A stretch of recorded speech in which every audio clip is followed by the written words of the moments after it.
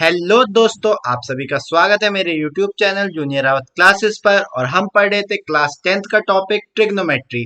आज हम पढ़ेंगे ट्रिग्नोमेट्री में ट्रिग्नोमेट्रिक आइडेंटिटीज। तो वीडियो में अंत तक बने रहे और अपने कॉन्सेप्ट्स को क्लियर करें। तो आपके दिमाग में एक सवाल आ रहा होगा नहीं, झूठ बोल रहा है। तो देखिए, जैसा कि मैंने आपको बताया था, ट्रिग्नोमेट्री राइट एंगल ट्रायंगल पे बेस होती है और राइट एंगल ट्रायंगल पे लगता है पाइथागोरस थ्योरम। क्या होता है पाइथागोरस थ्योरम? पाइथागोरस थ्योरम होता है हाइपोटेनस का स्क्वायर इक्वल्स टू परपेंडिकुलर का स्क्वायर प्लस बेस का स्क्वायर।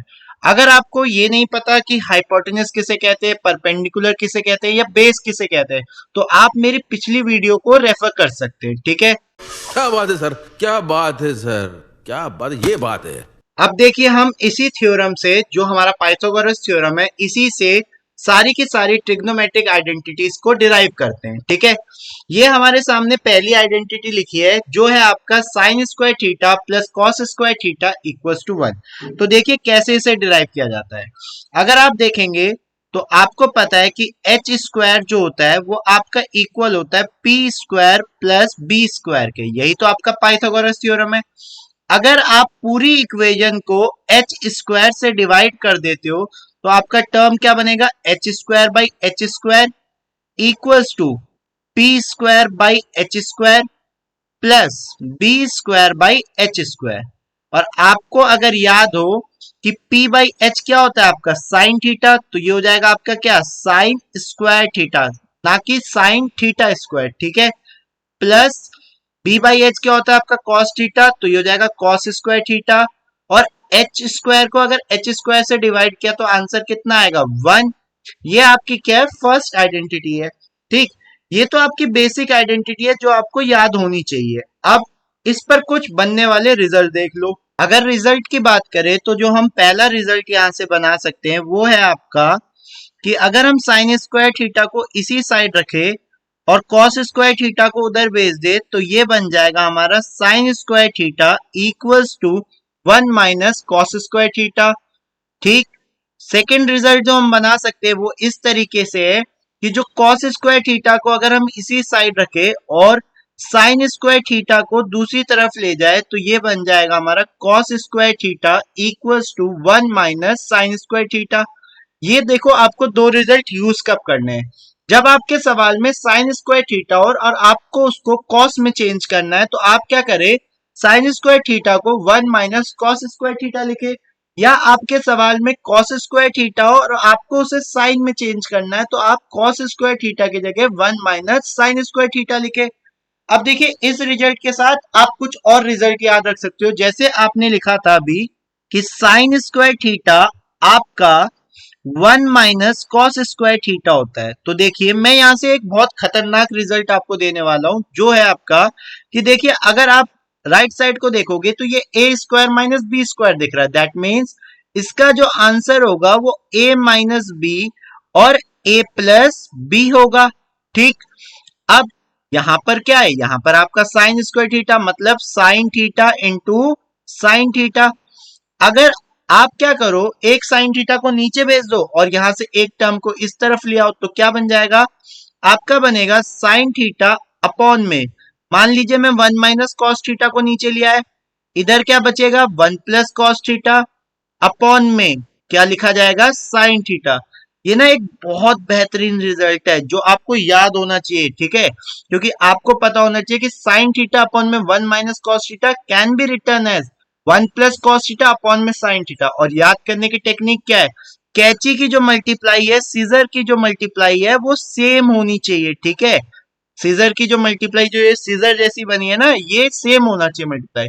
इसी तरीके से आप एक और रिजल्ट निकाल सकते हो। वो क्या होगा कि कॉस थीटा अपॉन में 1 minus sine theta equals to 1 plus sine theta upon में कॉस थीटा। ये आप एक और रिजल्ट ऐसे ही डिराइव कर सकते हो। ठीक, क्या सोच है रे तेरी, मानना पड़ेगा। चलो फिर अब अगले आइडेंटिटी बनाते हैं। अगली आइडेंटिटी के लिए फिर वही काम कि पहले लिखेंगे हम पाइथागोरस थ्योरम, जो होता है हमारा हाइपोटेनस स्क्वायर बराबर परपेंडिकुलर स्क्वायर प्लस आपका बेस स्क्वायर। पहली आइडेंटिटी के लिए हमने एच स्क्वायर से डिवाइड किया था, लेकिन इस बार मैं जो है आपका यहाँ पर बी स्क्वायर से डिवाइड कर रहा हूं, ठीक है। तो ये क्या हो जाएगा आपका, ये हो जाएगा आपका h square by b square equals to p square by b square plus b square by b square, ठीक है। आपने डिवाइड कर लिया। अब आपको पता होना चाहिए कि h बाई बी जो होता है वो आपका कुछ और नहीं सेक थीटा होता है। तो ये हो जाएगा आपका sec square theta equals to p by b क्या होता है tan थीटा, तो ये हो जाएगा आपका tan square theta plus b square by b square क्या हो गया 1। ये तो हो गई आपकी बेसिक आइडेंटिटी, ठीक। अब इस पर कुछ रिजल्ट बना लेते हैं। रिजल्ट कैसे बनेगा वो देखिए कि जैसे आपको पता है कि 1 plus tan square theta equals to क्या है आपका सेक स्क्वायर थीटा। तो यहां से आप रिजल्ट याद रख सकते हो पहला कि अगर आप tan को उधर ले जाओगे तो ये क्या बन जाएगा 1 बराबर sec square theta minus tan square theta. तो मतलब जहां पे sec square theta minus tan square theta दिखेगा उसकी वैल्यू कितनी होगी 1 होगी। अगर आप इसको और अच्छे से यूज करना चाहते हो इस रिजल्ट को तो आप कैसे कर सकते हो उसको देखो, ठीक। आप क्या करो कि इसको a माइनस बी और a प्लस बी के फॉर्म में लिख लो, मतलब sec theta minus tan theta और दूसरे को आप क्या लिख सकते हो sec theta plus tan theta. ये लिखने के बाद आप क्या करो एक टर्म को मान लीजिए आपने इस टर्म को डिवाइड में भेज दो दूसरी तरफ, तो ये क्या हो जाएगा 1 अपॉन में sec theta minus tan theta equals to sec theta plus tan theta. कहने का मतलब sec theta plus tan theta किसका रेसिप्रोकल होता है sec theta minus tan theta का। मतलब अगर मुझे क्वेश्चन दे दे कोई और कह दे कि भाई देख sec theta plus tan theta ना 8 है, ठीक है, तो जरा मुझे ये बता दे कि sec theta minus tan theta कितना है। तो क्योंकि मैंने रिजल्ट याद किया तो मैं डायरेक्ट कहूंगा कि ये कुछ और नहीं 1/8 है। तो आपको याद रखना होगा कि जो sec theta plus tan theta है वो किसका रेसिप्रोकल है sec theta minus tan theta के, ठीक है। ये आपका एक इंपॉर्टेंट रिजल्ट है कि ये रेसिप्रोकल वाला रिजल्ट है। आप इसको नोटबुक में नोट करके रख सकती हो। चलिए अब तीसरी आइडेंटिटी को भी डिराइव कर लेते हैं। वही काम जो अभी तक दो आइडेंटिटी में करते हुए आ रहे हैं कि जो हमने पाइथागोरस थ्योरम पढ़ी है उसको लिखेंगे पहले। लास्ट टाइम हमने b से डिवाइड किया था, इस बार हम किससे करेंगे p वाले टर्म से, दैट इज p स्क्वायर से। तो ये हो जाएगा h square by p square equals to p square by p square plus b square by p square. अब h बाई p क्या होता है h बाई p होता है कोसेक, तो ये हो जाएगा कोसेक स्क्वायर, ठीक है। ये क्या हो जाएगा 1 और b बाई p क्या होता है कॉट, ये हो गया कॉट स्क्वायर। फिर से यहां से कुछ रिजल्ट बनाते, कैसे बनेगा देखो। आपके सामने ये आइडेंटिटी है, अब क्या करो आप कॉट को दूसरी तरफ ले जाओ तो आपको मिलेगा cosec square theta minus cot square theta equals to 1। अब यहाँ पे वही चीज, ये तो आपने एक आइडेंटिटी का पार्ट याद रखना है, लेकिन दूसरा क्या आपके लिए कि आप इसको कह सकते हो cosec theta minus cot theta और दूसरा आपने ब्रैकेट लिखा cosec theta plus cot theta equals to 1। अगर आप किसी भी टर्म को लेट से इस बार इस टर्म को ले जाते नीचे तो ये हो जाएगा cosec theta minus cot theta equals to 1 upon में cosec theta plus cot theta.